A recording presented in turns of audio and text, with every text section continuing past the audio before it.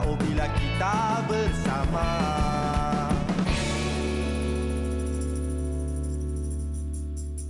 Assalamualaikum, selamat pagi kepada anda semua yang terus awal-awal bangun pagi bersemangat pada hari ini bersama dengan kami. Betul. Hujung minggu yang cukup istimewa, cukup bersejarah pada hari ini. Betul Tuan Muaz, dan kita hari ini sama-sama akan menyaksikan sebuah sejarah yang terhasil di negara kita dan rata-rata juga di beberapa negara di seluruh dunia, betul tak Muaz? Dan anda semua sedang menyaksikan Borak Kopitiam. Hari ini hari Ahad, saya Zack American bersama dengan Muaz akan berkongsikan info-info yang menarik bersama dengan anda. Okey, kenapa kami bercerita mengenai sejarah pada hari ini? Ya. Kerana sejarahnya adalah penerimaan untuk vaksin yang pertama, untuk kumpulan pertama di negara kita Malaysia, yang mana kami akan bawakan untuk anda lintas langsung pada hari ini, insya-Allah, dari masa ke semasa bagaimana penerimaan dan juga ketibaan vaksin itu. Dan mungkin ada di antara anda yang dah tak sabar menantikan sebenarnya vaksin ini bagaimana dari segi keberkesanannya. Betul. Dan bila akan kita dapat, itu persoalan-persoalan yang bermain di minda kita. Betul, bila kita sebut tentang persoalan Muaz, itu yang paling kita nak jaga-jaga, yang kita nak lebih prihatin dan teliti, di mana apa-apa sahaja yang kita cakap, apa-apa sahaja yang kita typekan di sosial media, tolong jangan beri spekulasi yang kita sendiri tidak pasti. Kita serahkan pada yang arif. Sekarang ni apa yang kita tahu jelas lagi nyata, terang lagi bersuluh, vaksin ni adalah untuk benda yang baik untuk kita, insya-Allah. Betul. Jadi untuk anda, selain daripada kita bercerita mengenai vaksin, kami nak update juga kalau kita lihat kes terbaru semalam, ada penurunan yang mana 2,461 untuk pandemik COVID-19 ini, dan kes sembuh baru adalah 4,782 dan kematian semalam adalah 8, dan jumlah kes aktif memang ada penurunan iaitu 34,468. Betul, dan ini rata-rata kes positif mengikut negeri. Seperti anda semua dapat lihat sendiri, kita menunjukkan di kaca televisyen anda sekarang ini adalah update terkini di mana bilangan kes positif rata-ratanya, ya seperti anda lihat, hampir mencecah 300,000, tetapi kes baharu makin menurun Muaz. Itu kita boleh kata agak sedikit melegakan hati, di mana kita nampak ada perjalanan proses yang baguslah sikit. Betul. Jadi apa yang kita lakukan sekarang ini dalam tempoh PKP, PKPB, ianya berjaya, dan seperti yang anda sedia lihat, sedia maklum ya, walaupun ada beberapa kes, ada kluster-kluster baru yang masih lagi dicatatkan. Cuma tahniah kepada rakyat Malaysia yang begitu mengikuti SOP-SOP yang telah pun ditetapkan. Walaupun ada yang kata orang lain tak buat, kenapa kita buat? Sebab anda buat, anda tak ikut orang lain lah, kita berjaya menurunkan kes tersebut. Betul. Kadang-kadang kita tak perasan apa yang kita buat ni sebenarnya mendatangkan kebaikan kepada kita. Sebab itulah hari ini kita bersama-sama, seperti yang Muaz dan Zack kongsikan tadi kepada anda, kita sama-sama akan menyaksikan sejarah yang berlaku pada hari ini lintas langsung istimewa buat anda. Jadi kepada anda, bukan sahaja dapat menyaksikan Borak Kopitiam di kaca televisyen TV3, tetapi secara live di Facebook, Muaz. Okey, jadi jom kita nak bawakan untuk anda mengenali vaksin. Ini vaksin yang kita sedia maklum dan kita sering perkatakan, lindungi diri, lindungi semua. Kumpulan vaksin pertama yang akan tiba pada hari ini, ya, dan sebenarnya ada penerangan yang boleh anda baca. Betul. Yang telah pun dikongsikan. Jadi jom kita nak mengenali dengan ringkas mengenai vaksin, yang mana vaksin yang dihasilkan daripada sebahagian ataupun keseluruhan struktur virus ataupun bakteria yang dimatikan atau dilemahkan atau dari protein subunit pada virus. Betul, dan ini yang penting, di mana antigen dalam vaksin ni ia berfungsi untuk merangsang sistem imuniti tubuh, dan itu seperti anda semua dapat lihat sekarang ini adalah jenis-jenis vaksin COVID-19, okey. Dan mungkin ada tertanya, bilakah sebenarnya Malaysia akan mula menerima vaksin, dan sebab itulah saya dan Muaz mengatakan kepada anda hari ini, di mana Malaysia akan menerima kumpulan pertama vaksin pada Februari bulan ini. Yap. Okey, jadi ini bermakna kalau anda tengok dia punya tagline dia, lindungi diri, lindungi semua. Ini bermakna apabila kita menerima vaksin nanti, secara tak langsung ianya dapat menyelamatkan seluruh rakyat Malaysia. Sebab itu kita sedia maklum, seringkali kita beritahu kepada anda semua, kalau ada di antara anda yang mendengarkan pelbagai berita cerita mengenai vaksin ini, ada yang kata berbahaya dan sebagainya. Jadi kajian telah pun dilakukan dan difahamkan 95% ianya memberikan kesan yang positif kepada penerima vaksin ini. Jadi kalau kita lihat secara keseluruhannya pun apabila vaksin ini dibawa masuk ke negara kita, ini bermakna memang betul-betul selamat dan kita akan menerima vaksin Pfizer yang anda akan dapat saksikan sebentar saja lagi, insya-Allah kami akan bawakan untuk anda. Betul. Dan antibody seseorang itu dia akan bertindak dalam masa seminggu atau 2 minggu Muaz daripada vaksin ini sebenarnya. Jadi anda semua dapat lihat itu adalah sedikit info tentang vaksin yang telah kami kongsikan kepada anda. Okey, jadi jom kami nak bawakan untuk anda antara borak viral pada hari ini. Bila kita sebut mengenai vaksin yang akan terima ataupun akan tiba di Malaysia, bagaimana cara ketibaannya dan difahamkan ada, ialah kita semua sedia maklum kapal terbang yang akan membawa virus tersebut. Cuma yang menariknya kami nak kongsikan dengan anda, inilah dia, apabila sesuatu yang bersejarah, pastinya yang bersama-sama dengan vaksin ini juga kita mencatatkan sejarah, iaitu kapal terbang yang difahamkan akan ada jalur gemilang. Ya, dan ini sebenarnya satu benda yang sangat menyejukkan hati. Kita suka tengok benda-benda yang macam ini kerana sedikit dia memberikan semangat kepada kita. Kita nampak betapa bersungguhnya mereka semua untuk membantu rakyat Malaysia, di mana pesawat penumpang Airbus A330-300 milik Malaysia Airlines yang dihiasi jalur gemilang seperti Muaz kongsikan tadi bakal menempuh sejarah apabila ditugaskan untuk menerbangkan vaksin COVID-19 jenis Pfizer-BioNTech untuk keperluan Malaysia pada hari ini. Jadi inilah pesawat yang digunakan untuk menghantar vaksin itu kepada negara kita. Okey. Dan kita semua sedia maklumlah kalau kita lihat daripada Mas Cargo sendiri dah membuat satu persiapan yang sangat baik dalam penerimaan vaksin ini dan insya-Allah kami akan bawakan untuk anda secara langsung dari KLIA nanti dan kita akan lihat bagaimana ketibaan pesawat Airbus ini dengan jalur gemilangnya.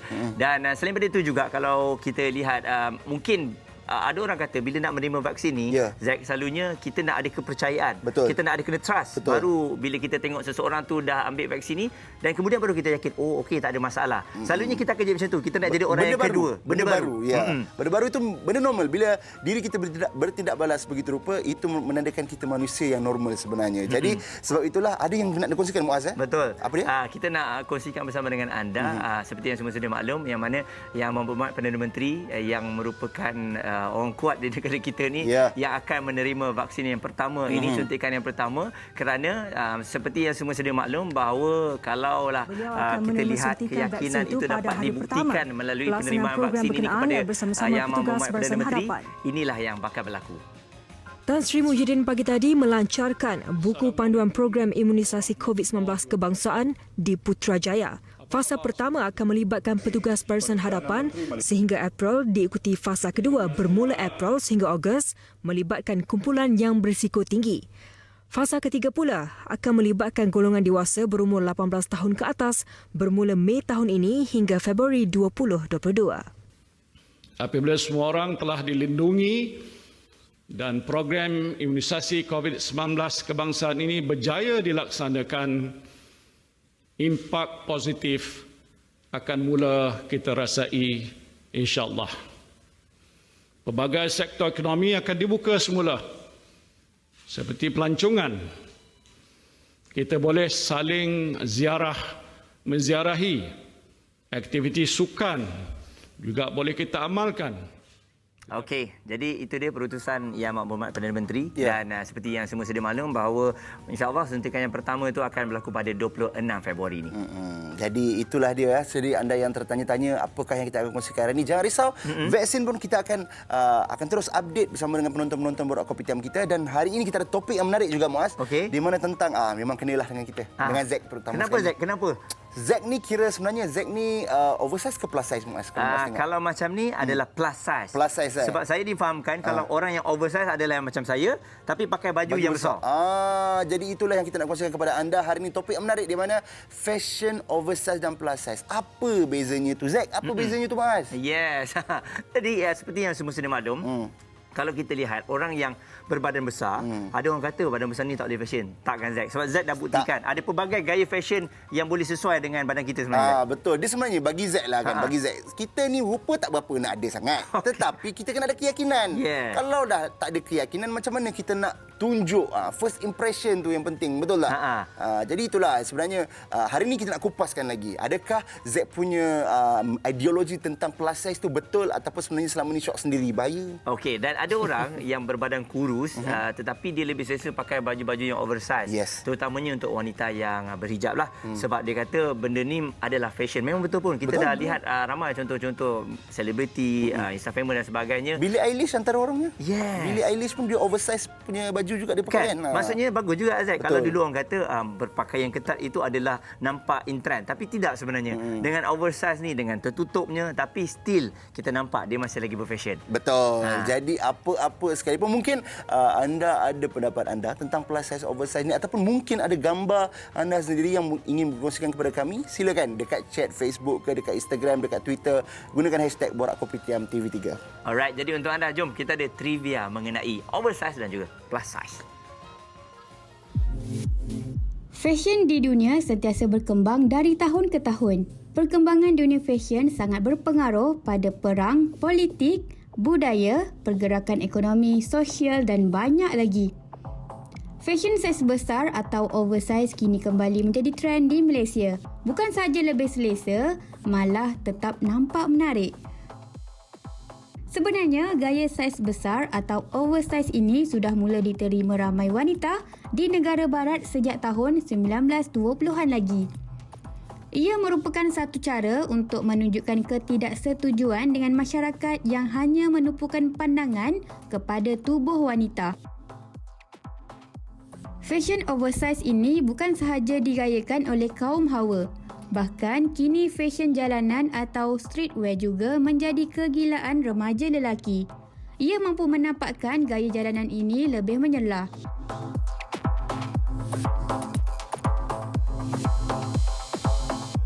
Manakala untuk si gadis, elakkan memakai baju dengan potongan besar atau oversize jika anda tidak pandai menggayakannya. Ia akan menjadikan kaki anda kelihatan lebih pendek. Pada tahun 2019, tular fashion baju Melayu oversize, gaya ini menerima perhatian ramai sejak ia diperkenalkan. Tular dalam kalangan netizen yang mendakwa pereka pakaian itu cuba merosakkan budaya pemakaian masyarakat Melayu dengan hasil rekaannya. Walau apapun jenis fashion yang ingin anda bawakan, kita perlu berhati-hati. Jangan jadi mangsa fashion pula. Macam mana? Ada tak fashion-fashion yang anda gayakan selama ini? Jadi itulah dia sedikit perkongsian plus size dan oversize ni apa semua. Tapi sebelum kita kupaskan lebih lanjut, apa kata kita rehat dulu? Kita kembali selepas ini di Borak Kopitiam. Yeah.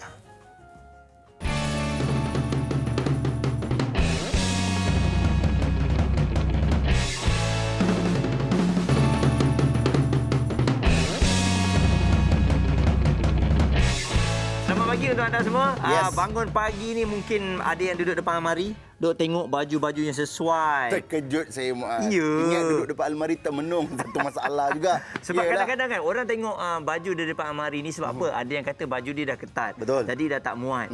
Jadi nak pakai baju-baju yang besar ni takut tak confident, takut macam tak kena, tak style dan sebagainya. Betul, itulah sebenarnya kita menghadapi masalah tau. Terutama sekali, maaf bila saya selalu memberi contoh terhadap saya sebab saya adalah orang yang berbadan sedikit besar, gempal dan sebagainya. Jadi merenung depan almari itu benda biasa.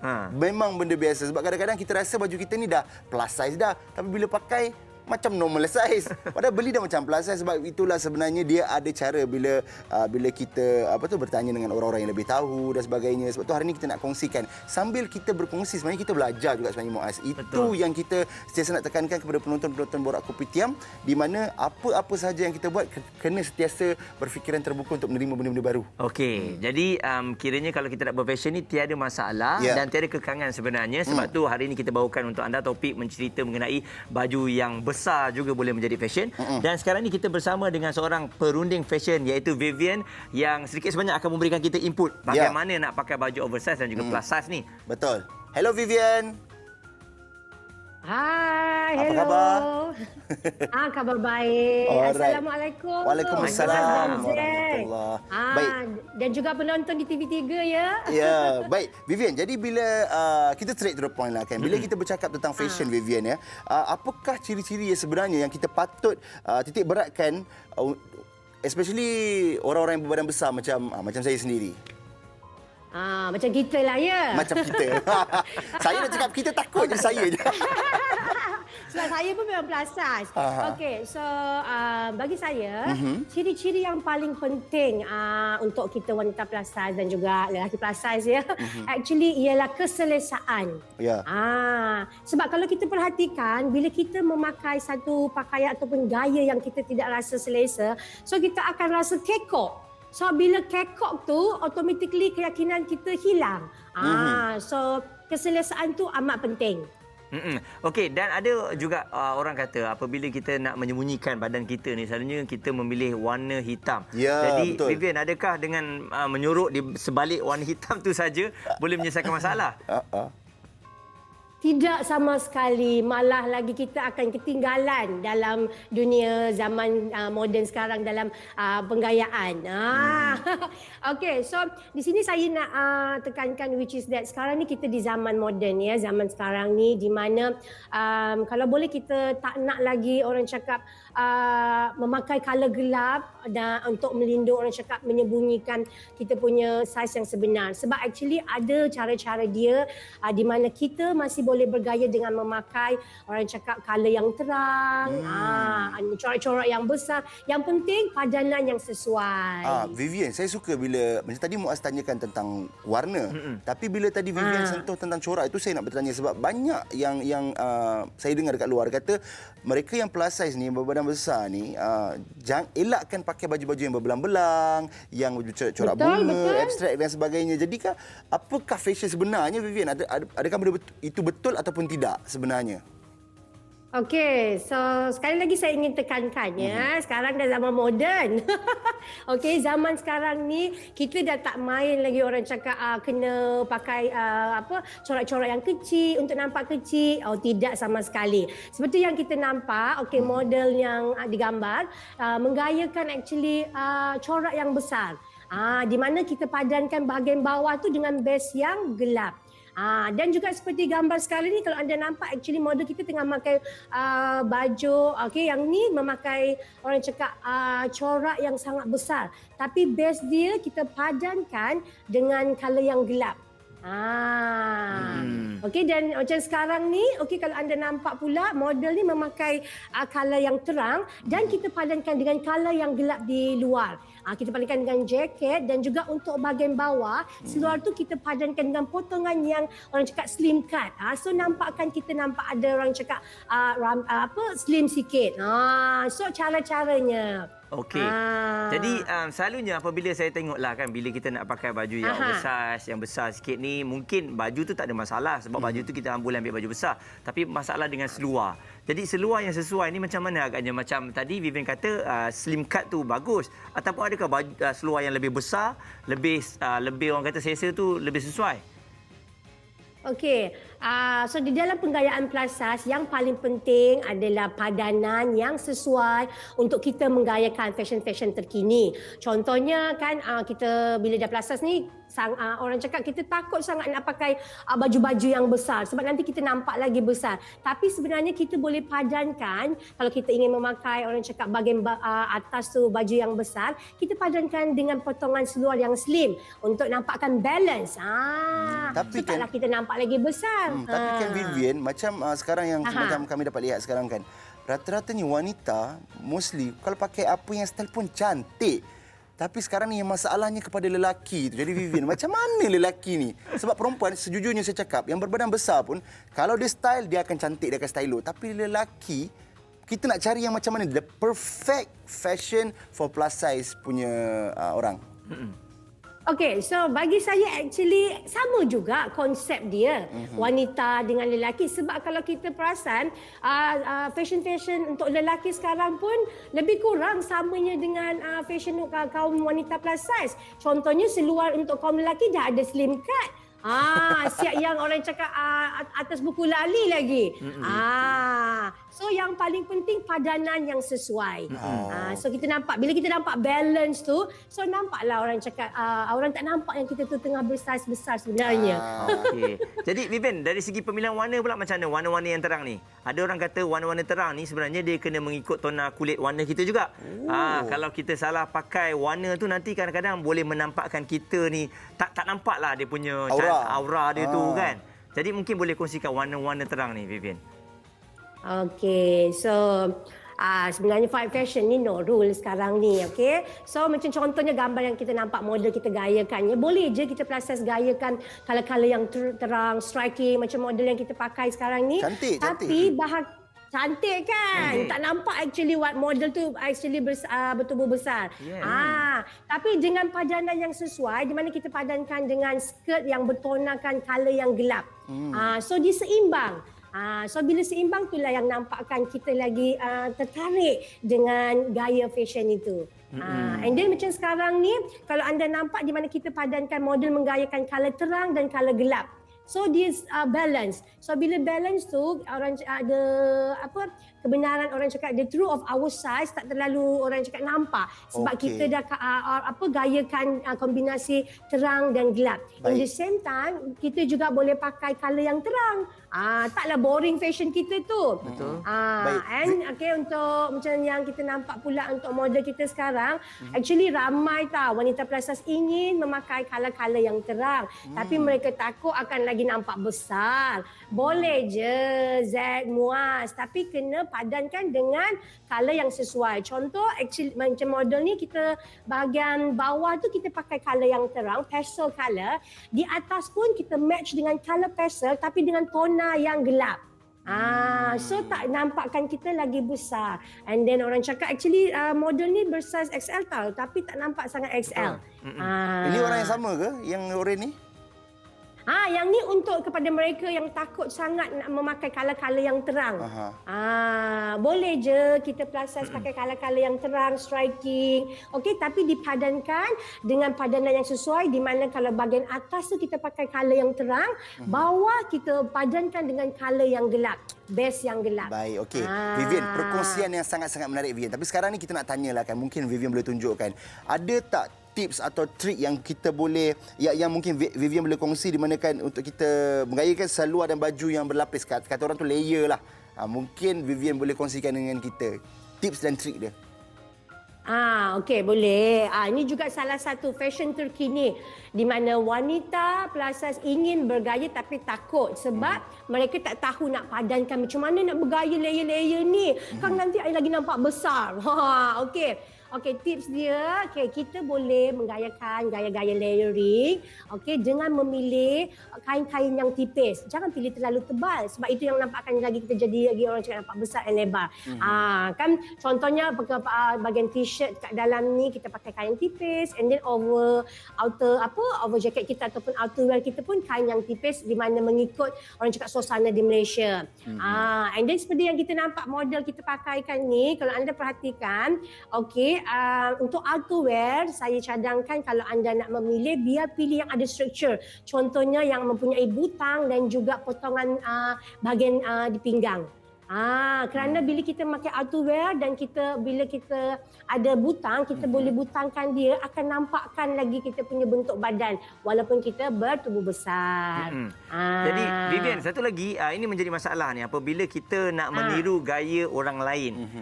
Dan kadang-kadang kita rasa macam kita tiru 100% dan kita tak tengok pada badan kita. Jadi nasihat Vivian lah supaya benda ni kadang-kadang berfashion ni pun kena study juga, bukan hanya boleh ambil je tanpa melihat reference kan. Nasihat Vivian, silakan. Okay, so my advice, tidak salah untuk meniru, mengikut satu gaya fashion orang di luar sana kalau cantik dan kemas, dan paling penting sesuai dengan kita. So bila kita ingin mencuba, orang cakap bila kita ingin meniru tu nak ikut gaya, of course lah kita kena mulakan dengan mencuba. Sebab ramai di luar sana jangan jadi fashion victim. Kita tak nak, oh there is the latest trend, I nak ikut. Mereka tak cuba, orang cakap betul-betul padankan dengan apa kesesuaian saiz diorang, and then yang padanan color-color tu. Alright. Thank you so much. Terima kasih banyak-banyak Vivian di atas perkongsian. Tapi sebelum itu, saya yakin penonton Borak Kopitiam ni ramai yang nak kenal Vivian. Mungkin nak tanyakan tips dan trik dan sebagainya. Mungkin Vivian boleh kongsikan Facebook, Instagram kepada penonton? Okey, boleh. So, kepada penonton-penonton di luar sana yang mana ingin mengetahui, melihat fashion dan tips-tips terkini macam mana wanita plus size menggayakan dari baju korporat ke orang cakap ke casual, dan juga paling penting nak hari raya ni. Okey, jangan lupa follow kami di Instagram Plus Size Miss Claire, Facebook Plus Size Miss Claire, dan boleh juga ke website kami di www.missclaire.com. Alright. Terima kasih Vivian sekali lagi. Okey, thank you so much. Bye-bye. Bye. Okay, Zack, macam mana Zack? Boleh? Okey. Ha. Saya balik ni saya nak follow Facebook. Sebab saya rasalah kan ada di antara kita ni kadang-kadang bila kita melihat seseorang tu berfashion dan mungkin lain daripada orang biasa tu, kita jangan terus macam kutuk dan sebagainya tau. Baik. Kita mungkin boleh berikan nasihat, mungkin boleh tegur. Sebab kadang-kadang dia orang nak mencuba tapi salah langkah. Takut juga. Mungkin takut. dia rasa tak cukup ilmu dan sebagainya. Baik. Jadi itulah kita dah berkongsi dan daripada Vivian tadi, dan sekarang ini kita nak kongsikan juga kepada anda sedikit bingkisan yang kita nak kongsi kepada anda lah. Of course lah. Jom sama-sama kita saksikan. Assalamualaikum warahmatullahi wabarakatuh dan selamat pagi kepada semua penonton Borak Kopitiam. Untuk topik pada pagi ini iaitu trend berpakaian besar, kita akan bersama dengan Encik Faizal Hamid, iaitu seorang pensyarah kanan di Fakulti Seni Lukis dan Seni Reka UiTM Shah Alam. Okey, baik Encik Faizal. Untuk topik trend berpakaian besar ni, boleh Encik Faizal ceritakan sikit? Mungkin ada orang sedikit keliru. Apakah itu oversize dan apakah itu plus size? Apakah perbezaan di antara dua itu? Okey, kalau dahulu trend fashion lebih kepada melekap ke badan, tapi kini tidak lagi kerana fashion trend lelaki dan wanita kini lebih longgar, selesa dan praktikal sealiran dengan situasi semasa lah. Apa bezanya oversize fashion trends dengan yang plus size? Itu dua yang berbeza ya. Kalau oversize trend tu trend fashion bersaiz besar. Kalau yang plus size tu adalah pakaian yang ukuran saiz mereka yang wanita yang curvy mungkin ataupun yang berisi atau sedikit kempal. Itu yang plus size. Itu bezanya.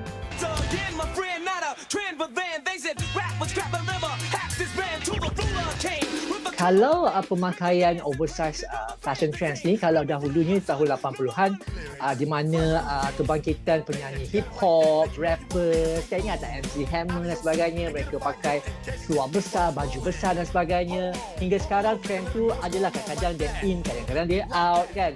Tapi dengan pemakaian pakaian oversize yang betul, jika digayakan dengan betul, ia boleh juga nampak stylish, trendy dan smart. So, ia juga boleh digayakan oleh lelaki dan wanita, tak ada masalah. Seperti kita tahu, konsep pemakaian pakaian tradisional Melayu juga adalah more or less lah dengan yang oversize ni. Contohnya longgar. Because kerana pakaian tradisional Melayu, dia menutup aurat, dia longgar, kemas dan selesa kan. Dan ia juga sesuai untuk kita pergi contohnya beribadah, contohnya menghadiri majlis tertentu untuk perayaan. Konsep pemakaian tradisional Melayu tu longgar, kemas, sopan kerana dia mencerminkan kepribadian si pemakaiannya itu. Sebenarnya kita boleh nampak peredaran zaman untuk fashion ni memang sangat ketara. Contohnya seperti tahun 70-an dengan 80-an, fashion dia adalah fashion yang lebih kepada retro. Tapi dah masuk ke 90-an, tahun 2000 dia lebih kepada temporary. Dia punya fashion dia tu sangat berbeza. Bagaimana tercetusnya peredaran zaman bagi fashion tersebut? Okey, fashion tu dia evolve, kadang-kadang dia berpusing dan berputar. Ada trend yang dulu dia kembali balik, and then dia pergi, dia kembali balik, in and out. Fashion itu cerminan apa yang berlaku di sekitar kita. Dia gaya hidup kan. So kadang-kadang bila kita lihat balik, kita tengok 70-an lain, 80-an lain. Contohnya sekarang kita lihat fashion yang longgar, lebih selesa kan. Sekarang kan kita memang nak yang macam itu. Kita work from home, kadang kita nak pakai suit pula kat rumah kan. So maksudnya benda-benda yang gitu yang mempengaruhi fashion. Yang istimewanya pakaian oversize ni adalah dia mudah kan, semua orang boleh pakai. You boleh cuba bereksperimentasi, tapi kena bijak bereksperimentasi lah, kena acu baju tu di badan sendiri kan. Because kadang-kadang kita tak nak kita jadi mangsa fashion di mana kita lihat fashion tu sekarang in trend, kita pakai tanpa melihat diri kita macam mana kan. So kena faham yang itu. Yang penting jangan takut bereksperimentasi, kena berani mencuba.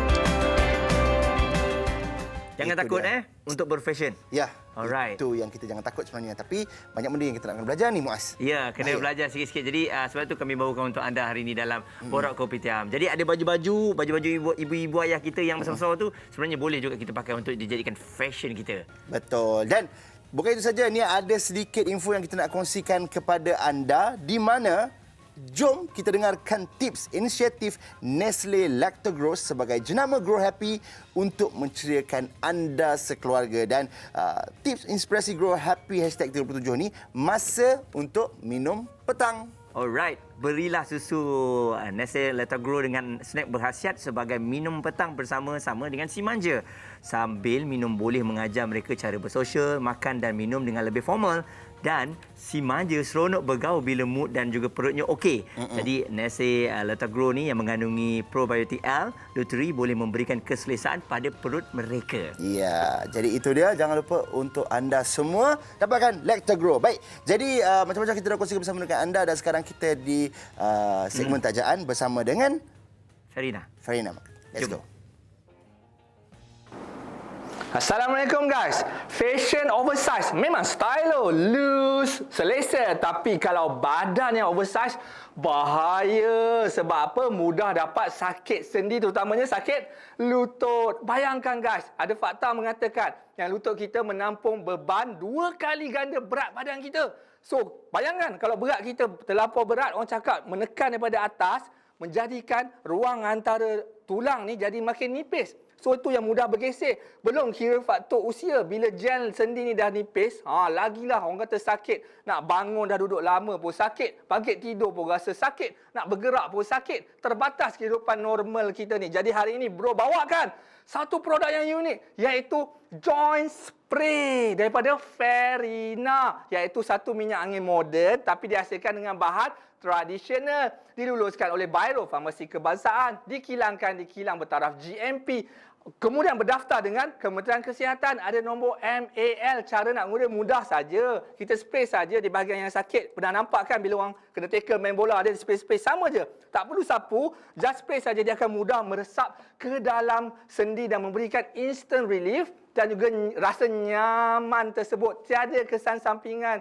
Jangan risau. Dan juga ni kita dah banyak testimoni. Ada banyak buku ni, salah satu buku testimoni kita ni. Banyak ada orang yang guna ni. Jadi pada anda yang ada sakit lutut, sakit bahu, lengur-lengur leher, sakit pinggang, sakit tulang belakang, sakit buku lali, kena cuba dapatkan produk Joint Spray ini. Sebab hari ni kita ada promosi, kita ada package basic. Untuk yang nak cuba, kita ada package turbo. Kemudian kita ada free gift guard lutut. Juga kita ada free gift ni, travel kit, spray yang kecil. So boleh senang, mudah dibawa ke mana-mana. Cara nak dapatkan mudah saja. Scan QR code yang terpapar sekarang, atau terus boleh call nombor yang terpapar di skrin televisyen anda sekarang. So jangan lupa guys, dalam berfashion, spray-spray dah hooray. Assalamualaikum. Waalaikumsalam warahmatullahi. Baik, jadi kepada anda Borak Kopitiam yang menyaksikan kami daripada tadi, ini yang kami nak beritahu kepada anda yang baru menonton.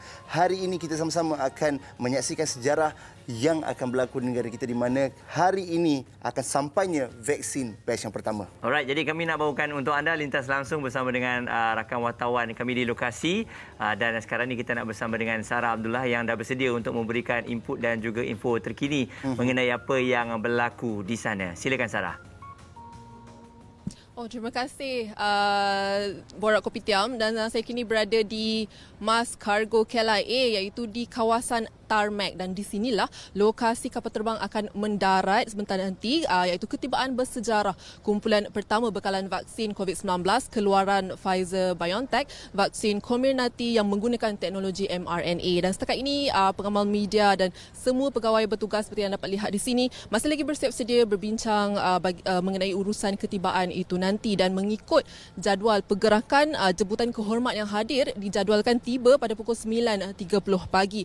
Baiklah, sedikit fakta saya dimaklumkan kumpulan pertama vaksin dijadualkan tiba di KLIA melalui penerbangan MH604 pada pukul 10 pagi yang dikendalikan oleh Mas Cargo, dan vaksin ini yang berjumlah 312,390 dos diterbangkan dengan penerbangan passenger to cargo P2C menggunakan pesawat Airbus. Dan menariknya, pesawat yang ditugaskan untuk membawa vaksin itu mempunyai hiasan jalur gemilang, iaitu satu simbolik bagi melambangkan vaksin tersebut adalah untuk rakyat Malaysia, dan difahamkan tiada pengubahsuaian perlu dilakukan terhadap pesawat penumpang tersebut bagi membawa vaksin berkenaan kerana hanya bahagian kargo pesawat akan digunakan bagi tujuan tersebut. Ini kerana sejak pandemik COVID-19 melanda, banyak pesawat penumpang digunakan untuk perkhidmatan kargo bagi memastikan hubungan perdagangan dengan negara luar dapat dilaksanakan. Perjalanan vaksin ini dari kilang Pfizer di Belgium telah diuruskan oleh Pfizer dan DHL melalui perjanjian di peringkat global, dan vaksin ini berlepas dari Belgium dan transit di Leipzig Airport sebelum meneruskan perjalanan ke Singapura untuk pengedaran ke negara Asia Pasifik lain termasuk Malaysia. Dan setibanya di Malaysia, pengedaran vaksin dikendalikan oleh DHL Express yang juga merupakan ejen yang telah dilantik untuk pengedaran vaksin Pfizer-BioNTech di peringkat global. Dan untuk makluman, antara kenamaan yang akan hadir untuk menyambut vaksin di KLIA ini adalah Menteri Kesihatan Datuk Seri Dr. Adham Baba, Menteri Sains, Teknologi dan Inovasi yang juga Menteri Penyelaras Program Imunisasi COVID-19 Kebangsaan Khairy Jamaluddin, Menteri Pengangkutan Datuk Seri Dr. Wee Ka Siong dan Ketua Pengarah Kesihatan Tan Sri Dr. Nur Hisham Abdullah. Dan untuk makluman, vaksin Pfizer-BioNTech adalah vaksin pertama yang telah memperolehi kelulusan bersyarat daripada pihak berkuasa kawalan dadah dan NPRA pada 8 Januari lalu. Dan setakat ini Malaysia telah mendapat akses bekalan vaksin COVID-19 sebanyak 66.7 juta dos melalui fasiliti COVAX dan pembelian awal daripada 5 pengeluar vaksin COVID-19. Dan Kementerian Kesihatan juga mewakili kerajaan telah memeterai perjanjian dengan Pfizer Sdn Bhd pada 11 Januari yang lalu untuk pembelian vaksin ini setelah memulakan perbincangan pada penghujung tahun 2020. Dan seperti yang kita tahu, Malaysia akan memulakan program imunisasi COVID-19 kebangsaan pada 26 Februari depan, dan program ini akan bermula dengan suntikan sulung yang akan diterima oleh Perdana Menteri Tan Sri Muhyiddin Yassin bersama petugas Barisan Hadapan. Dan program itu mempunyai 3 peringkat, iaitu fasa pertama bermula Februari hingga April melibatkan petugas Barisan Hadapan. Fasa kedua daripada April hingga Ogos, warga emas berumur 60 tahun ke atas dan golongan berisiko tinggi, dan fasa ketiga daripada Mei hingga Februari tahun depan, penduduk di Malaysia berumur 18 tahun ke atas. Jadi setakat ini kami masih lagi menanti ketibaan bersejarah kapal terbang itu nanti pada pukul 10 pagi, dan setakat ini kami masih lagi bersiap sedia di sini, di kawasan ini. Jadi saya kira itu saja perkembangan yang dapat dikongsikan setakat ini. Kembali semula bersama Zack dan Muaz. Silakan. Terima kasih Sarah. Itu dia lintas langsung dari KLIA ya. Ketibaan pukul 10 katanya Muaz. Betul. Jadi pastinya sesuatu yang cukup istimewa akan dibawakan untuk anda di Borak Kopitiam. Jadi masih lagi kita akan bawakan cerita mengenai fashion oversize dan juga plus size ni. Ya, apapun kita rehat dulu, kita kembali selepas ini di Borak Kopitiam.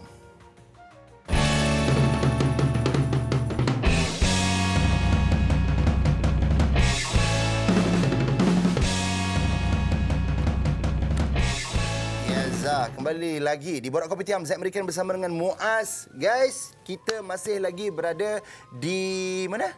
Di mana ni kita ni? Di sini lah. Di sini di ya. Borak Kopitiam lah. Tapi Muaz terfikir tau. Macam macam Zack dia suka pakai baju plus size.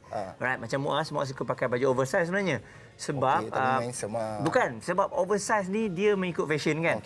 Jadi kebanyakan baju-baju kalau dulu mungkin kita nak pakai baju-baju yang ngam-ngam dengan badan kita. Tapi bila kita pakai baju oversize ni untuk yang kurus kan, secara tak langsung berfashion dan juga dapat ni lah, kita boleh makan dengan tenang tau. Boleh. Okey. Ini bila cakap makan dengan tenang ni penting sebenarnya. Kalau kita makan pun dalam keadaan yang tak best, kita punya hari terus tak best punya. Yes, kita rasa macam alamak nanti baju ketat dan sebagainya. Sebab itulah baju yang oversize ni sebenarnya kadang-kadang memberikan kelegaan kepada kita. Nak juga kadang-kadang kita kata bebas. Okey, macam ni Muaz lah. Kita duk cakap pasal fashion dan sebagainya. Kita ni bukan ahli yang betul. Okay. Sebenarnya kita teringat pula dekat seorang sahabat ni. Dia kalau bab-bab fashion, terutama sekali kalau bertudung, dialah orangnya. Cuma sedih sekarang dia dah tak ada dengan kita. Betul. Walaupun dia tak ada, tapi saya tengok kegembiraan dia di Instagram telah pun membuatkan kita semua rasa seronok lah. Sebab selama dia setahun hari-hari bercinta dengan kita dan akhirnya dia dapat bersatu dengan keluarga tercinta. Betul. Jadi untuk anda yang rindu dengan Dayah Bakar, kami bawakan untuk anda Dayah Bakar. Assalamualaikum Dayah, apa khabar? Waalaikumsalam, khabar baik. Ya. Wow, rindunya dekat Borak Kopitiam. Allah, samalah Borak Kopitiam pun merindui Dayah Bakar. Baik, Dayah. Tengok Instagram Dayah, Insta story dan sebagainya. Dayah begitu gembira and Dayah sangat-sangat deserve it lah. Really deserve it lah. Okey, dan sekarang ni kita nak borak tentang fashion hijabi selesa dan bergaya, dan kita fikir balik Dayah lah antara orang yang sesuai lah kita nak bertanya kan. Jadi selain daripada soalan pertama ni, dia suruh tanya apa khabar Dayah, kita terlompat ke soalan kedua lah. Baik, di mana kalau kita tengok kan tajuk hari ni fashion tentang hijab dan sebagainya kan. Kalau Dayah yang sentiasa berfashion sebagai seorang wanita yang bertudung, adakah Dayah sering kenakan fashion oversize? Apa komen Dayah? Oh, okey. Sebenarnya bila cakap pasal oversize ni, Dayah waktu awal dulu, Dayah tak berapa reti tau. Macam, kalau fashion oversize ni akan buat badan kita nampak lebih besar mungkin. Di mana itu adalah perkara pertama yang wanita cuba tak nak nampak kan. Jadi macam, tapi bila Dayah cuba dan Dayah, sekarang kan kita macam ada Instagram, pelbagai platform untuk kita lihat fashion-fashion. Dan Dayah sangat suka bila tengok fashion orang Jepun sebenarnya. Kalau Dayah pernah ke Jepun dan Dayah tengok mereka punya fashion sangat-sangat modest ataupun sopan, di mana mereka mengenakan skirt yang kembang bersama dengan sweater. Di mana kalau kita fikir, kalau sweater, kita confirm kena pakai macam seluar macam jeans ke. Sebab takkan atas besar, lepas tu bawah pun besar. Tapi sebenarnya, fashion oversize ni membuatkan kita nampak lebih elegan, membuatkan kita nampak lebih bergaya tanpa kita sedari. Bila Dayah cuba fashion oversize ni, Dayah terus jatuh cinta. Dan bukan sekadar nampak bergaya, tapi juga ia dipanggil sebagai fashion muslimah. Maksudnya walaupun anda menutup aurat dan dalam masa yang sama, anda juga nampak sangat-sangat bergaya. Macam tu. Macam kalau nampak, wah, sekarang ni kita tengok gambar ni, kita pun jealous juga. Itulah. Sebab sebelum ni masa di Malaysia pun dia suka ambil gambar, tapi apabila dia sampai di Australia, dia terus jadi model yang sangat hebat. Sebab kat sana ambil kat taman pun nampak cantik juga masa tengok gambar dia. Okey, jadi Dayah, mungkin bila Dayah sebut mengenai hijabista tadi, baju yang oversize dan sebagainya, ada orang kata juga tengok Dayah ni perasan dia pakai, kalau seluar dia mesti seluar yang oversize. Tapi bila Dayah pakai, nampak cantik je. Betul. Bila kita pakai rasa menggelebih. Jadi mungkin Dayah ada tips macam mana nak, biar walaupun bottom tu oversize tapi nampak cantik. Okey. Ini saya setuju, lagi-lagi orang kaitkan dengan bolehlah sebab Dayah tinggi dan sebagainya. Sebenarnya pemilihan fabrik apa yang kita pakai tu bersesuaian atau tidak. Contoh, kalau Dayah pakai seluar yang oversize, yang besar, Dayah selalu akan pilih kain yang drop ataupun jatuh. Jadi dia tak adalah nampak kejung tau. Bila dia drop, contohnya macam kain seperti chiffon ataupun cotton, yang premium cotton, dia akan nampak cantik je terletak. Dan masa yang sama, dia tak ikut bentuk kaki kita. Macam kalau tengok yang dia pakai di gambar ni di Australia, yang datang kat gambar dengan Fahri ni, seluar yang dia pakai ni memang tidak perlu digosok langsung. Dan dalam masa yang sama, dia punya jatuh tu cantik je. Nampak tak? Dayah boleh pakai dengan macam-macam jenis baju. Nampak Dayah dari tadi kami nampak senyuman Dayah tu semua. Sweater ke kemeja ke, tak ada masalah. Sama juga dengan skirt yang kembang. Boleh saja nak pakai. Kalau orang tanya, okey Dayah, kalau bawah tu seluar tu dah kembang begitu, adakah top di atas kena pendek? Tak semestinya. Saya tengok banyak hijabi ataupun fashion-fashion di Indonesia dan Jepun, walaupun baju dia labuh, masih mengenakan skirt ataupun seluar yang besar. Kalau rasa kurang yakin, maybe boleh pakai boot, pakai kasut yang boleh nampak, maksudnya kita lebih tinggi, nampak cantik lah macam tu. Itu dah. Itu dahsyat lah Dayah. Terus Daya, entahlah. Okey. Lain macam bila kita tengok gambar tu baru kita perasan baju dia lain-lain. Baru Masa kita dulu perasan kita macam bersiaran dengan dia tak nampak pun baju dia lain-lain. Itulah Muaz kata orang. Bila dekat tu kita nampak biasa. Bila dah jauh tu, luar biasa sebenarnya kawan kita ni. Betul tak? Baik Daya. Itu perkongsian Daya dari segi Daya secara peribadilah. Tapi kalau kita gali lagi dalam, sebenarnya Daya betul-betul selesa dengan fashion macam mana? Adakah fashion macam ni ataupun ada dalam jiwa Daya tu ada fashion yang Daya tak berani nak keluarkan lagi? Macam mana? Cuba Daya boleh kongsikan. Oh, menarik soalan Zack ni. Okey, kalau tanya saya memang selama ni pun saya sangat suka fashion oversize dan juga konsep layering. Konsep layering ni maksudnya kita dah pakai kemeja, kita pakai blouse kat dalam, kita layer lagi dengan trench coat ataupun dengan blazer. Tapi kalau mungkin kalau di Malaysia, kalau waktu kita macam sejuk, hujan-hujan, best lah pakai kan. Dan Daya sebenarnya sangat suka winter clothes. Maksudnya macam kita pakai coat yang labuh, pakai boot, pakai topi. Daya sangat suka topi. Jadi kalau tanya jiwa Daya memang nak sangat pakai topi dan sebagainya. Contoh macam sekarang dekat depan Daya ni, Daya tunjuk sikit. Ini adalah salah satu topi yang Daya suka. Maksudnya anytime pun Daya boleh pakai. Kalau kat Malaysia, Daya kalau pada panas ke pergi fashion show boleh pakai. Tapi, okey. So kalau macam ni, Daya boleh pakai dengan blazer, boleh pakai boot. So ini jiwa Daya. Daya suka headgear sebenarnya. Nampak? Dan bila Daya cakap apa yang Daya suka nak pakai tu sangat sesuai lah kat Australia. Sekarang ni musim apa? Musim sejuk ke? Sekarang ni musim panas. Tetapi sikit lagi nak tukar musim sudah. Daya suka pakai headgear? Apa dia? Daya suka pakai headgear? Tak, sini tak. Sebab kalau panas, dia cuaca tak menentu. Dia ada matahari tapi ada angin. Kadang-kadang sejuk, kadang-kadang panas. Macam itulah. Tapi Alhamdulillah semuanya baik-baik. Mungkin Daya boleh tunjukkan kepada kami di Borak Kopitiam ni, penonton-penonton, Daya punya collection ke apa? Alamak, collection tu of course paling banyak ada kat Malaysia. Tapi Daya nak kongsi sikit dengan semua penonton Borak Kopitiam lah. Okey, contoh kalau saya rasa Zack dengan Muaz suka pakai sweater, betul tak? Betul. Okey. Sweater sebenarnya, macam contoh ini sweater paling baru saya lah. Saya suka sweater Campbell.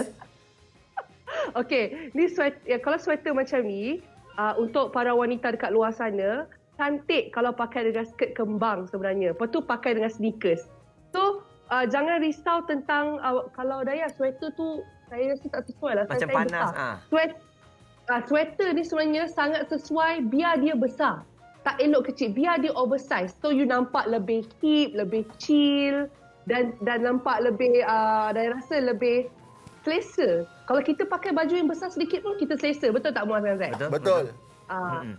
So kalau pakai sweater macam ni boleh pakai dengan skirt. Contoh macam kalau korang tanya skirt apa yang Daya pakai tu, Daya pakai skirt pleated macam ni. Nampak tak? Skirt pleated macam ni memang tak melekat langsung. So bila pakai macam skirt and then you pair it with sweater, lepas tu you pakai dengan sneakers, terus lepas tu headgear Daya. Pakai headgear, pakai helmet lah. Oh, janganlah pakai helmet. Pakai topi lah, cap. Pakai topi. Cantiklah. Okey. Jadi itu antara koleksi-koleksi yang ada. Kita orang sebenarnya Muaz kenapa? Muaz banyak lagi sebenarnya. Kita orang ni sebenarnya melepaskan kerinduan je. Saja nak tengok Daya cakap banyak-banyak. Selalu kalau Daya ada tu, itulah yang kita bualkan. Okey Daya, jadi ada di antara kita, okeylah, let's say kita tengok orang yang baru saja berhijab, baru saja berubah. Cuma kadang-kadang dia tak ada koleksi baju-baju yang bersesuaian dengan hijab dia tu. Itu yang kadang-kadang kita tengok macam pelik ni, baju-baju lama ni. Jadi apa nasihat Daya kepada mereka semua? Okey, saya boleh bagi tips yang sangat mudah untuk tak kisahlah untuk mereka yang baru mengenakan hijab dan sebagainya. Tak perlu buang baju-baju lama. Contohnya anda ada dress, ada baju sleeveless dan sebagainya. Pastikan beli apa-apa jaket untuk anda cover up di luar. Dan untuk bottoms atau seluar tak beli yang longgar dan warna-warna yang asas seperti hitam, putih dan juga brown. 3 itu sahaja cukup. Jadi baju-baju yang ada pakai tu, kalau nak bagi ke orang boleh, kalau masih nak pakai, it's all a matter of styling. Jadi dapatkan jaket-jaket yang kita boleh, yang boleh buat nampak lebih cantik dan juga teknik layering tu jangan risau. Boleh je pergi Instagram Daya ke, ataupun pergi cari hashtag hijabi fashion dan sebagainya. Banyak gaya-gaya yang boleh dibuat. maksudnya masih kelihatan sopan dan bergaya. Senang je dari style. Fashion ni sangat subjektif. Baik. So kita yang gaya. Dayah, sekarang ni Dayah, okey, siapa yang follow Dayah tahu sangatlah sebenarnya sorry Dayah punya populariti dah turun sedikit selepas artis baru ni keluar tau. Sekarang ni kita nak minta sangat dia, boleh tak ada depan kamera? Fahri, tolong. Alamak, boleh sekejap ya. Saya cuba. Baba. Nampak tak guys? Sebenarnya saja nak suruh dia panggil Baba. Baba, bawa Fahri sekejap boleh? Live pun macam ni. Kita tak apa. Bawa Fahri sekejap, tak apa. Nak tengok Baba sekali. Bawa Baba pun tak apa. Fahri dilaporkan ingin mandi, tetapi untuk Borak Kopitiam kita akan bawakan dalam keadaan yang sungguh comel dan gebu ya. Okey. Tapi pastikan benda-benda itulah. Baik. Jadi kepada anda semua yang sedang menonton sekarang ni, ini secara langsung Fahri dengan Baba masuk sekali Baba. Sebab Baba pun dah ramai orang suka ni. Aduh, ini dia. Okey, mungkin Fahri boleh explain apakah perasaan Fahri selepas dapat melanggar populariti ibu? Jadi Fahri, bagaimana Fahri dengan fashion oversize? Ya, okey. Macam mana dengan mak yang ada mak yang suka ambil gambar? Ya. Baba ada Baba. Aduh. Baba mana Baba? Hai lah sikit. Baba tak boleh. Baba dia sibuk sangat dekat depan tu. Mop lah, vacuum. Seorang bapa yang sangat hebat. Alhamdulillah. Saya dengan Muaz terasa lah Baba tu sebab macam kami lah suka mop rumah ni bersama. Tak Muaz? Lelaki yang mop rumah adalah lelaki yang menyayangi isteri dia. Itu dia. Fahri pun terngangah. Alright, Dayah, terima kasih banyak Dayah. Apa-apa pun semoga terus berbahagia bersama keluarga tercinta. Dan mungkin Dayah boleh kongsikan Facebook, Instagram sebagainya seperti biasa. Okey, Instagram saya dan Fahri. Sebab Dayah punya Instagram semua Fahri yang ni kan. Boleh cari saya di Dayah Bakar. Saya kongsi kehidupan saya di Australia. Dan juga saya ada YouTube channel, Dayah Bakar channel. Dan insyaAllah saya akan kongsikan juga perjalanan saya dekat Sydney dan Zaid dan Muaz. Saya nak ambil kesempatan dengan Fahri. Kami menerima sokongan dan juga cinta yang sangat luar biasa. Dan kami mengucapkan terima kasih. Wow, tak. Fahri comel lah. Aduh. Entahlah. Comel macam kedayah kan? Okey, terima kasih banyak Dayah, Fahri dan juga Kapten Hanif di belakang kamera kan mudah-mudahan. Terima kasih banyak. Semoga terus ada apa-apa Muaz nak cakap kat Dayah. Betul. Jaga diri baik-baik Dayah. InsyaAllah. Okey. Selamat berjaya Borak Kopitiam. InsyaAllah kita berjumpa lagi. InsyaAllah. Assalamualaikum. Okey. Salam. Itu dia. Itulah kita. Perbualan pertama kami setelah Dayah pergi ke Australia. Jadi apa-apa pun alhamdulillah kita lihat kebahagiaan di sana dan sedikit sebanyak juga fashion yang dikongsikan tadi kita harapkan dapat memberikan input kepada anda semua, okey? Betul. Dan sekarang ni kita akan bersama dengan My Yurish Enterprise untuk segmen tajaan. Ayuh kita saksikan. Assalamualaikum. Saya Datuk J, pengasas kerupuk Wera Tok Mah hari ini. Mari ke TV3 nak royak ke adik kakak bahawasanya produk kita, kerupuk Wera Tok Mah, dah 3 tahun di pasaran. Dan kita punya beribu-ribu orang ejen di seluruh Malaysia. Jadi, hari ini Kak J mari nak royak bahawasanya kerupuk kita ni berbeza dengan produk lain. Yang mana kerupuk kita ni nipis. Nipis rasa ikan asli dan diproses di kilang kita sendiri. Yang tak pernah cuba kerupuk Wera Tok Mah boleh cuba hari ini dengan harganya yang amat menarik, RM8 sahaja. You akan dapat 1 tong besar ni. Tong 12 liter, RM8 sahaja. Jadi untuk awak cari pendapatan sampingan, boleh berniaga, boleh berbisnes dengan kami. Hanya serendah 100 lebih sahaja modal dia.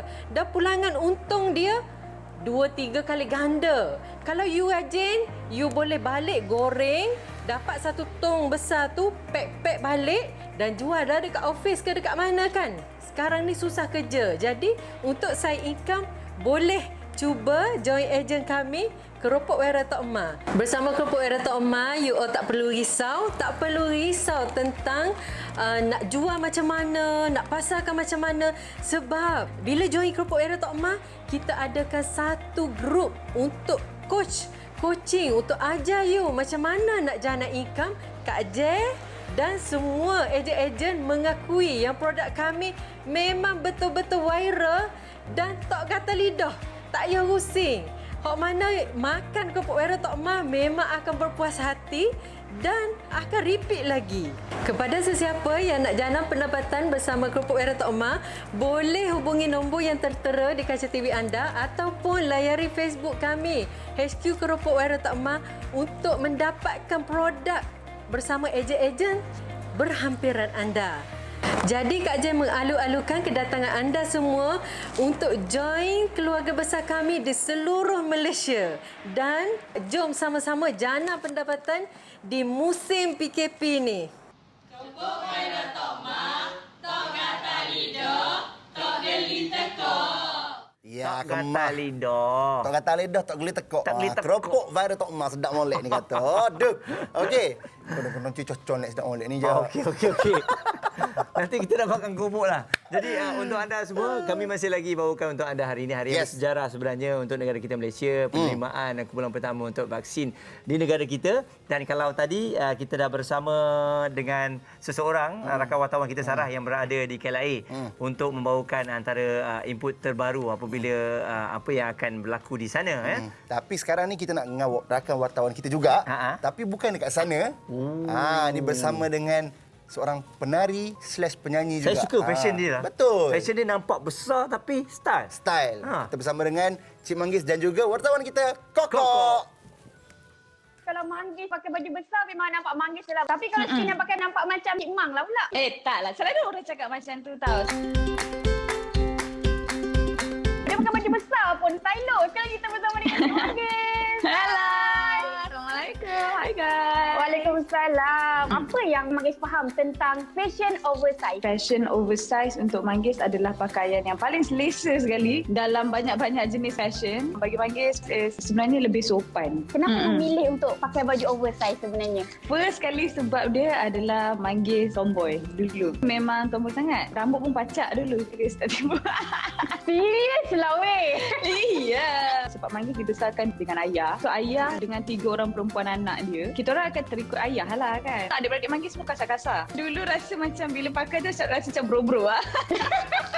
Saya Manggis dulu kumpulan Zura 2. Dalam satu music video dia, ayah Manggis pakai baju kakak Manggis. Baju-baju kita orang, ayah pun boleh pakai. Maksudnya besar sangat. Tapi bila Manggis membesar tu, Manggis memang selesa dengan baju oversize sebab cutting tu tak nampak. Lagi satu sebab, ayah memang very particular about our appearance. So ayah memang kalau nampak baju tu singkat ke, baju tu ketat ke, ayah macam begitukah? Macam tu. Macam tu cerita dia. Tapi Wan gitu. Memang bro. Manggis ni memang orang yang sangat lasak tau, lincah kan. So macam bila menari tu, tak rasa rimas ke pakai baju besar-besar ni? Macam mana orang kata tak panas ke? Panas ke, apa masalah? Nak pakai baju dengan berpeluh lagi kan? Manggis kalau menari kan, Manggis suka. Kalau contohnya Manggis tengok satu video menari, ramai dancer kan, Manggis punya mata memang akan tertumpu dekat sesiapa saja yang pakai baju lengan panjang. Bagi Manggis lah, sesiapa yang pakai baju lengan panjang menari, I rasa macam move dia tu nampak full tau. Dia punya move nampak fuller, lepas tu dia punya flow nampak lagi cantik. Tapi bila Manggis sebut panas tu rasa nak menyanyi pula. Semakin panas. Semakin panas. Baju besar-besar ni kan perlukan confident juga kan? Mungkin ada tips yang Manggis boleh share. Betul. So bagi Manggis macam untuk kenakan diri kita dengan oversize, first memang kena confident lah. Tapi kita kena ada knowledge juga actually. Fashion memang kita kena pakai apa yang kita selesa, tapi bila kita ada knowledge about fashion, macam colour apa yang sesuai untuk mix and match, dia akan buatkan kita punya look tu nampak lebih cantik lah. Banyak jugalah Manggis cari inspiration on Pinterest ke. Tapi sebenarnya bagi Manggis, at least sikit lah kita kena ada knowledge about fashion if you want to look presentable and if you want to have a fashion sense. Betul juga tu. Tapi kalau macam itulah, tak apa lah nak tanya pun tidak nak. Apa yang cakap tadi? Tapi kan kalau macam Shikin kan, tadi pakai sweatshirt besar. Tapi pakai seluar kecil dah macam drumstick lah pula. Kalau Manggis prefer slim fit. Sebab Manggis tak suka benda yang tight tau. I tak selesa. Mungkin I boleh pakai, tapi I rasa dalam 1 jam I macam tukar balik. Lepas tu bila dah pakai loose tu kan cakap, akhirnya I punya badan boleh breathe. Rasa macam tak susah kan?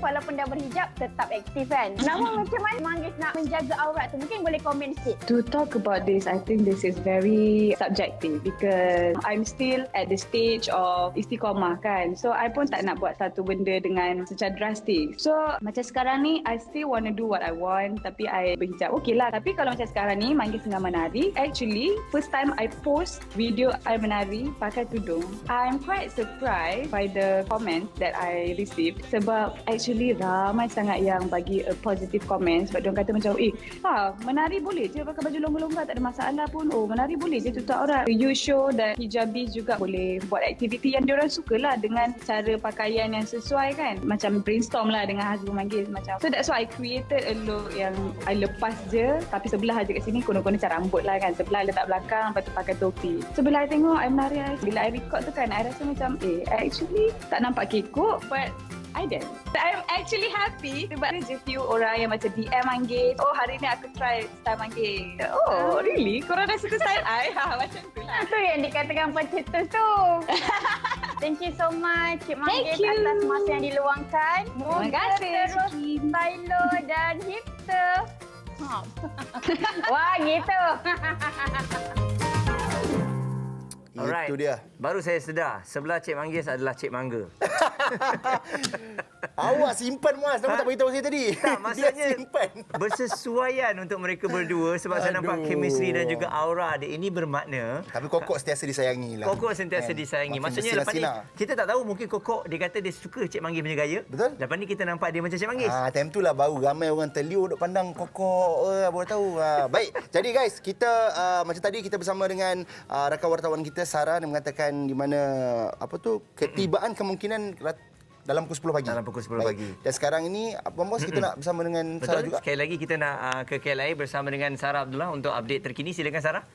Terima kasih Zack dan Muaz. Saya kini masih lagi berada di Mas Cargo KLIA, iaitu di kawasan tarmac di belakang saya. Inilah lokasi kapal terbang akan mendarat. Ketibaan bersejarah kumpulan pertama bekalan vaksin COVID-19 keluaran Pfizer-BioNTech, vaksin Comirnaty yang menggunakan teknologi mRNA. Baiklah, setakat ini pengamal media telah dibenarkan masuk ke pekarangan tarmac ini lebih awal pada pukul 8 pagi tadi bagi membolehkan kami merancang dari segi visual ataupun gambar terbaik kapal terbang yang mendarat nanti. Dan sebelum jemputan kehormat dijadualkan tiba pada pukul 9.30 pagi yang terdiri daripada Menteri Kesihatan Datuk Seri Dr. Adham Baba, Menteri Sains, Teknologi dan Inovasi yang juga Menteri Penyelaras Program Imunisasi COVID-19 Kebangsaan Khairu Jamaluddin, Menteri Pengangkutan Datuk Seri Dr. Wee Ka Siong dan juga Ketua Pengarah Kesihatan Tan Sri Dr. Nur Hisham Abdullah. Dan Pergerakan pengamal media dan jemputan hadir juga mengikut prosedur operasi standard SOP yang ditetapkan, di mana jumlah organisasi media juga dihadkan kepada media rasmi iaitu RTM dan Bernama dan juga TV3 serta Astro Awani. Dan setiap pengamal media juga seperti biasa perlu scan MySejahtera dan juga periksa suhu sebelum dibenarkan masuk, dan kami juga sentiasa diingatkan untuk memakai pelitup muka dan menjaga penjarakan. Baiklah, sedikit fakta mengenai proses pengagihan yang diberikan oleh Pfizer. Seperti kita tahu, pelalian ini perlu kekal sejuk beku selepas ia dihasilkan, dan menurut syarikat pengeluar itu, kebanyakan vaksin itu dihantar dari kilang mereka di Michigan, Amerika Syarikat, dan bakinya dari Belgium terus kepada pelanggan. Dan jurutera Pfizer juga membangunkan bekas penghantaran khas atau dikenali sebagai shipper yang dilengkapi peranti pemantauan suhu berterusan dan peranti penjejakan lokasi GPS pada waktu sebenar. Dan peti khas shipper ini mampu mengekalkan suhu yang diperlukan sehingga 10 hari jika tidak dibuka tanpa menjejaskan integriti vaksin ketika ia dihantar ke seluruh dunia. Dan pusat kawalan Pfizer pula akan memantau dan menjejak semula penghantaran bagi memastikan vaksin ini sentiasa dalam keadaan baik pada suhu yang betul serta benar-benar tiba di tempat ditentukan tepat pada masanya. Dan pusat pemantauan yang beroperasi 24 jam ini akan mengambil tindakan segera andai berlaku perkara tidak diingini. Dan vaksin ini seperti yang kita tahu boleh disimpan dalam peti sejuk dengan suhu 2 hingga 8 darjah Celsius. Namun apabila kotak dibuka dan disimpan dalam peti sejuk bersuhu sedemikian, berbuli vaksin itu tidak lagi boleh disejuk beku semula. Dan menurut laporan, antara negara yang sudah menggunakan vaksin yang sama adalah Amerika Syarikat, United Kingdom, negara anggota Kesatuan Eropah, Kanada, Costa Rica, Kuwait, Brazil dan Singapura. Jadi baiklah, kalau abang jurukamera boleh zoom di belakang saya ini anda boleh lihat pengamal media iaitu juru kamera dan juga juru gambar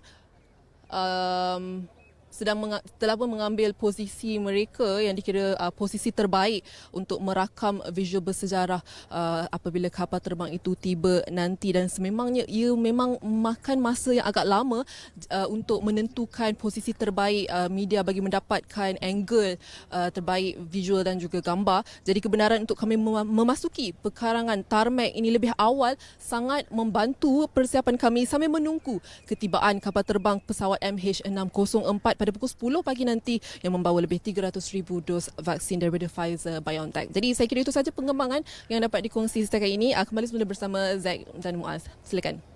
Terima kasih rakan wartawan Sarah Abdullah, di mana lebih kurang jam 10 pagi vaksin akan tiba di negara kita Malaysia, dan secara langsung kita akan sama-sama menyaksikan sejarah yang akan terbentuk hari ini. Dan ramai juga yang bila kita scroll di sosial media, ramai memberikan sokongan dan kata-kata yang sangat-sangat positif, di mana sangat bagus. Tetapi di sini juga Zack dan juga tim Borak Kopitiam ingin menasihatkan kepada sesiapa sahaja yang berada di sosial media dan sebagainya, tolong jangan menjadi keyboard warrior ataupun membuat spekulasi yang bukan-bukan, kerana apa sahaja berkenaan dengan vaksin ini, insya-Allah ini yang terbaik untuk kita. Baik, dan sekarang ni kita akan bersama dengan sahabat saya Muaz. Macam mana, okey ya? Okey, jadi terima kasih Zack. Dan itu dia, kita tengok secara tak langsung, serba sedikit kita kongsikanlah antara hari yang bersejarah untuk negara kita Malaysia. Dan dari masa ke semasa, insya-Allah walaupun dah habis Borak Kopitiam ni, anda terus bersama kami dengan TV3, kita akan terus bawakan untuk anda update terkini. Dan hari ini bersama dengan saya, kita akan berkongsikan masih lagi mengenai vaksin dan di talian, dan kita bersama dengan Cik Muhammad Khairul Azwan Wahab, iaitu ahli farmasi dan ketua hal ehwal penguatkuasaan Faman Niaga Berhad. Assalamualaikum. Waalaikumsalam, Cik Muaz. Apa khabar? Khabar baik, alhamdulillah. Dan mungkin Cik Azwan berada di mana tu? Saya berada di Famanega HQ. Okey. Baik, kalau kita lihat hari ini, antara sejarah yang bakal kita saksikan iaitu vaksin COVID-19, Pfizer akan tiba dan ia menggunakan teknologi baru iaitu mRNA. Jadi mungkin Cik boleh kongsikan apakah teknologi yang digunakan dalam satu lagi vaksin yang juga disebut-sebut iaitu Sinovac, dan adakah ia juga teknologi baru dan ianya terbukti berkesan? Silakan. Baik, terima kasih Cik Muaz. Okey, terlebih dahulu saya mewakili Famanega mengucapkan terima kasih kepada Borak Kopitiam kerana menjemput ke rancangan pada pagi ini. Okey, untuk menjawab soalan tersebut, sebenarnya beberapa pengeluar menggunakan teknologi yang berbeza di dalam penghasilan vaksin. Tetapi walaupun berbeza teknologi, tetapi objektif setiap pengeluar ini adalah sama, iaitu untuk menghasilkan vaksin yang berkualiti, berkesan dan juga selamat untuk pengguna. Okey, bagi vaksin COVID-19 syarikat Sinovac ini, ia menggunakan teknologi inactivated virus, ataupun kata nama lain ialah virus yang aktif. Okey, untuk mudahnya kita katakan sebagai virus COVID-19 itu dimatikan sebelum diproses menjadi sebagai vaksin. Okey. Sebenarnya Muaz, teknologi ini telah lama digunakan, lebih daripada 40 tahun. Okey, dan ianya terbukti berkesan dalam beberapa vaksin yang sedang berada di pasaran seperti vaksin untuk polio dan juga hepatitis A. Jadi walaupun vaksin ini telah lama digunakan, ianya terbukti sudah matang dan juga berkesan. Okey. Jadi kalau kita tengok Cik Azman, adakah vaksin ini selamat untuk digunakan di semua peringkat umur? Kerana ini yang menjadi perbualan dan juga menjadi pertanyaan. Risau kepada warga emas kita dan juga kanak-kanak. Dari peringkat umurnya bagaimana? Okey, kami faham bahawa kegusaran pada masyarakat umum tentang keselamatan vaksin COVID-19 ini. Okey, berdasarkan kajian klinikal Cik Muaz dan juga para penonton, vaksin COVID-19 ini selamat untuk digunakan pada orang dewasa dan juga warga emas, iaitu berumur 18 tahun ke atas sehinggalah berumur 89 tahun. Okey, tetapi vaksin ini masih di dalam kajian klinikal bagi kanak-kanak yang berumur 18 tahun ke bawah. Okey. Dan dari segi kesan sampingan juga menjadi kerisauan seluruh rakyat Malaysia. Jadi mungkin untuk vaksin Sinovac ni sendiri dari segi kesan sampingannya? Okey, berdasarkan kajian klinikal fasa ketiga yang dilakukan di beberapa buah negara seperti di Turki, okey, kita dapati bahawa kesan sampingan yang didapati daripada kajian klinikal tersebut adalah sangat ringan. Okey, sangat ringan maksud saya ini adalah kesan sampingan yang kita lihat itu adalah dari segi kemerahan ataupun bengkak di tempat suntikan dan juga demam yang ringan lah. So biasanya kedua-dua kesan sampingan ini bukan bersifat kekal dan ianya akan hilanglah dalam masa sehari dua. Dan daripada kajian klinikal tersebut juga didapati tiada kesan sampingan yang serius lah yang diperolehi sehingga menyebabkan sukarelawan di dalam kajian tersebut perlu dimasukkan ke dalam hospital maupun unit rawatan rapi. Baik, difahamkan juga dari segi penerimaan vaksin ini dijadualkan akan menerima 2 kali suntikan. Jadi mungkin ada yang ramai yang tertanya mengapa agaknya perlu 2 dos ini, Cik Azman? Okey, kalau kita lihat untuk vaksin COVID-19 syarikat Sinovac ini memang memerlukan 2 suntikan dos. Okey, yang mana di antara dos itu selang masa 14 hari. Okey, ini bagi memastikan apabila kita menerima suntikan vaksin, so tubuh badan kita akan bertindak balas untuk menghasilkan antibodi.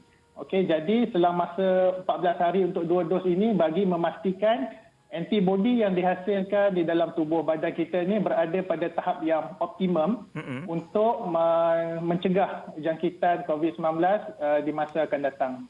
Okey, jadi adakah mereka yang nak mengambil vaksin ini harus juga mengambil ujian swab test?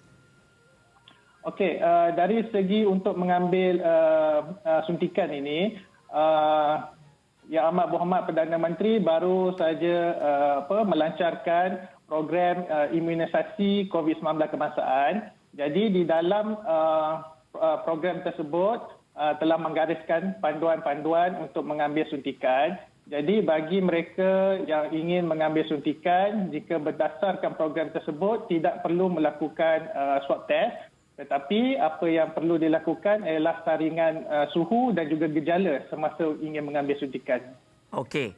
Jadi mungkin dari segi proses untuk kita nak mendaftar apabila nak menerima vaksin ini, mungkin kita nak clearkan yang mana kalau tadi anda tengok yang kita buat lincah langsung tu adalah penerimaan vaksin untuk Pfizer dan kita bincangkan hari ini adalah mengenai Sinovac. Jadi adakah pendaftaran untuk penerimaan ini sama kedua-duanya, Cik Azman? Okey, Muaz, dari segi pendaftaran untuk penerimaan suntikan sama sahaja. Cumanya nanti dari segi menerima jenis vaksin nanti akan ditentukan oleh pihak kerajaan. Alright, jadi kata-kata kepada semua rakyat Malaysia yang pastinya bercampur bau perasaan teruja, perasaan takut untuk menerima vaksin ini.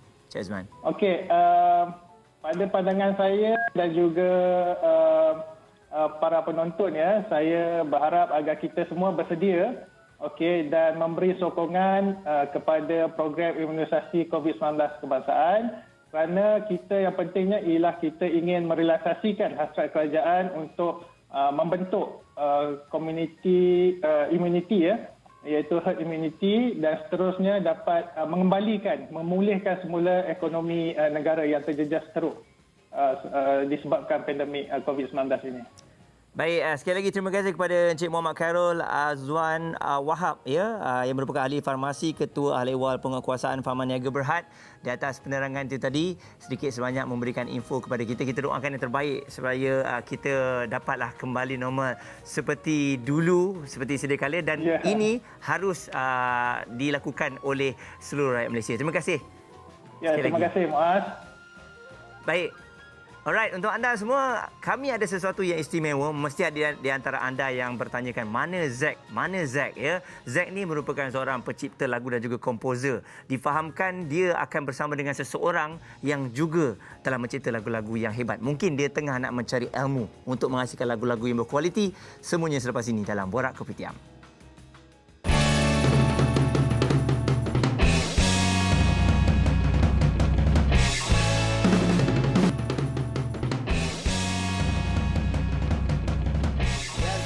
dia, kita dah macam-macam kita kongsikan kepada anda dari jam 8 pagi tadi sehingga sekarang. Kita pun sudah berada di penghujung rancangan. Tapi sebelum kita menamatkan Borak Kopitiam hari ini, kita ada tetamu yang sangat istimewa seperti yang kita janjikan kepada anda tadi. Betul, sebab tu saya katakan seorang komposer yang hebat dan juga seorang penyanyi. Kita ada Emilia di talian yang mana kita nak berkongsikan dengan anda mengenai lagu terbarunya.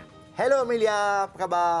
Hai, good morning. Assalamualaikum. Waalaikumsalam. Baik, jadi kita straight to the point lah Emilia kan. Yes. Kita tahu Emilia baru saja keluar dengan lagu yang siapa lagi tak kenal. Yang tengok drama tahu lagu Kendati ini daripada Emilia. Mungkin Emilia boleh ceritakan tentang istimewanya, apa keistimewaan lagu Kendati ini Emilia? Kalau secara peribadi lagu Kendati ni sebab saya dah dalam masa 2 tahun ni saya tak dapat tulis lagu apa-apa. Jadi Kendati ni macam orang kata memecahkan ruyung idea saya. Jadi macam it's very special to me. Tapi at the same time sebab lagu ini macam untuk drama tu memang orang kata apa macam bagi saya bila saya baca it's a very very good storyline dan saya dapat menzahirkan penceritaan yang terbaik dari saya ke dalam drama tersebut. Okey, jadi ramai yang tertanya maksud Kendati tu adakah maksudnya percubaan, cubaan? Apa maksud Kendati tu sebenarnya? Kendati maksud dia adalah satu kata lain, kata ganti untuk walaupun, meskipun, walau. Sebenarnya it's very easy sekarang ni. Macam kalau kita tak tahu apa-apa perkataan, kita boleh Google je perkataan Kendati dalam Dewan Bahasa dan Pustaka. Wow. Wah, itu paling best tu. Betul. Kita kena pergi research sendiri. Walaupun. Baik, Emilia, tadi Emilia ada kongsikan dengan kami di mana sebenarnya secara peribadinya 2 tahun, hampir 2 tahun Emilia tak ada ilham dan sebagainya kan. Tapi macam mana untuk Kendati ini, bagaimanakah Emilia mendapat ilham tu? Kalau boleh kongsikan sedikit. Sebenarnya bukan saya tak tulis sebab ilham, tapi ada beberapa perkara yang saya tak boleh kongsi. Itu yang menyebabkan saya tak boleh tulis. Tapi sebenarnya in a way bila kita dah lama tak tulis apa-apa, kita macam jam jugalah kan. Tapi masa saya nak buat Kendati tu balik, masa saya nak tulis lagu ni balik, saya macam banyak berdoa dan macam saya minta balik dengan Allah macam untuk macam kembalikan balik apa saja kelebihan yang saya pernah ada tu untuk membantu saya menulis lagu semula. Dan benda tu sangat-sangatlah orang kata a miracle, sangat magic bagi saya kerana dengan secara cepat saya dapat tulis balik lagu ni. Dan lagu ni sebenarnya tulis tahun lepas dan selepas lagu Kendati tulis, orang kata apa, idea saya terus ada dan saya pun tulis dah banyak lagu dan mungkin lepas ni akan keluar baru orang akan tengok sebenarnya Kendati ni orang kata just a beginning of Tapi Emilia, kita kena bagi Kendati is beautiful, serius. Kita dengar lagu tu sangat dahsyat, sangat kata meruntun jiwa kalau duduk dan diam bawah apa tu siraman shower tu, luar biasa. Okey, jadi kita harapkan Emilia jangan mudah putus asa, teruskan dengan karya-karya awak walaupun awak bergerak seorang. Kita tahu bakat tu ada dalam diri awak. InsyaAllah ada sesuatu yang menanti awak di masa akan datang. Jadi kita doakan yang terbaik untuk Emilia. Terima kasih kerana menghasilkan lagu-lagu yang hebat. All the best. Yes, jadi anda semua yang belum lagi mendengarkan Kendati atau muzik videonya, boleh terus saksikan di YouTube channel. Dan sekarang ni kita tamatkan kita punya Borak Kopitiam hari ini. Kita jumpa lagi minggu hadapan. Saya Zack American. Saya Muaz Muhammad. Jaga diri baik-baik. Ingat, lindungi kita, lindungi semua. Betul, kita tinggalkan anda dengan muzik video Kendati dari Emilia Azizan. Assalamualaikum, bye-bye.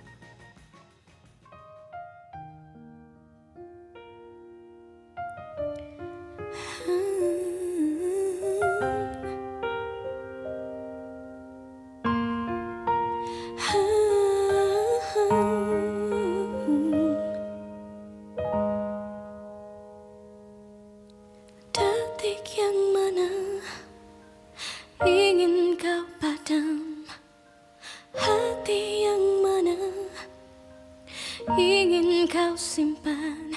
Adakah aku, adakah dia?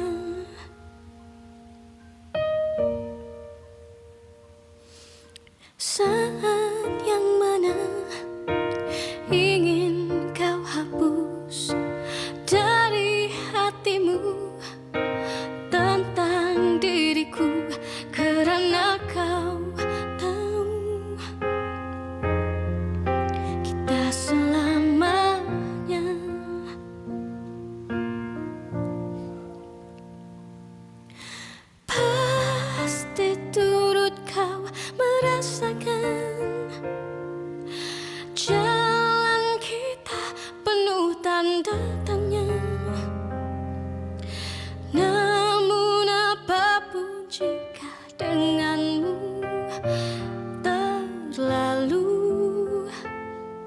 melengkapi berat rasa yang menyerang, karena aku adalah dirimu dan hanya aku yang percaya cinta ini.